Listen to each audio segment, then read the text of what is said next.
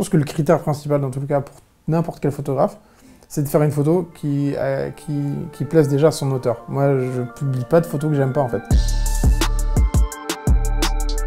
Quand on débute, je pense que pour trouver son truc, il faut peut-être se donner des objectifs. Ben voilà, aujourd'hui, je me dis, je vais pas faire les cortèges où ça bouge le plus.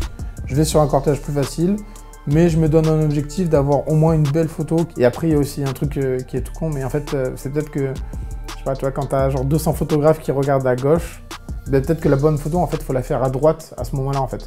Je sais que ça, c'est un truc qu'on va avoir souvent tendance, nous, à faire, les photographes de Libé. Je pense à Marie Rouge, à Cyril Zanetacci, Martin Colombet, tout ça.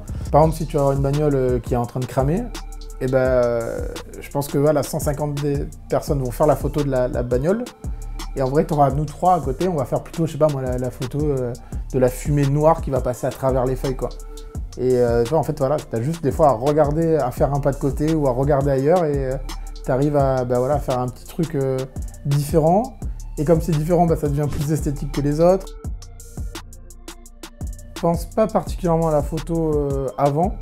Après, voilà, je sais un peu ce que je veux. Et en fait, je pense plus à, comment dire, à ce que représente la photo dans Libération. C'est-à-dire que à Libération, on va peut-être essayer de faire une photo moins d'actu comme Le Monde ou moins informatif comme Le Figaro, mais avec peut-être un peu plus de sens, d'esthétique.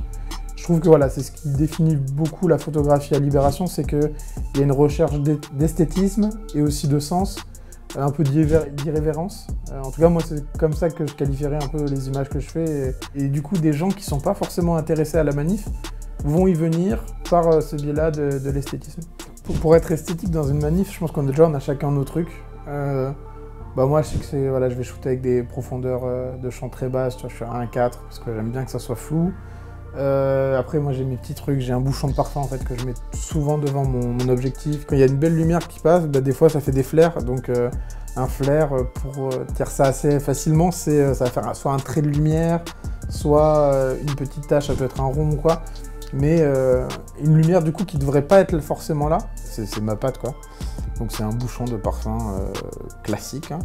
Une fois j'avais oublié, des fois je mets des prismes, des trucs comme ça, et une fois j'avais oublié de prendre le prisme que j'avais à cette époque-là, et j'avais mon parfum dans mon sac.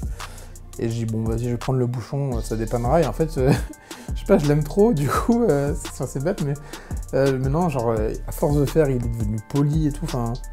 Non, franchement, là on dirait que je suis un fou, je parle d'un animal, mais vraiment, genre, c'est ma petite touche, et tu vois, genre, mais après, tu vois, je suis sur le terrain, je suis comme ça, là, je suis en train de prendre les photos, et à chaque fois, je prends les photos, je fais avec mon petit truc. Je pense que le critère principal, dans tout cas, pour n'importe quel photographe, c'est de faire une photo qui plaise déjà à son auteur. Moi, je publie pas de photos que j'aime pas, en fait. Donc, ça, c'est mon critère principal, c'est que si ça me plaît pas, ça paraît pas.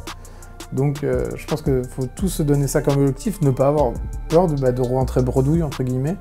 C'est pas grave, si on n'y est pas arrivé cette fois, on fera mieux la prochaine fois.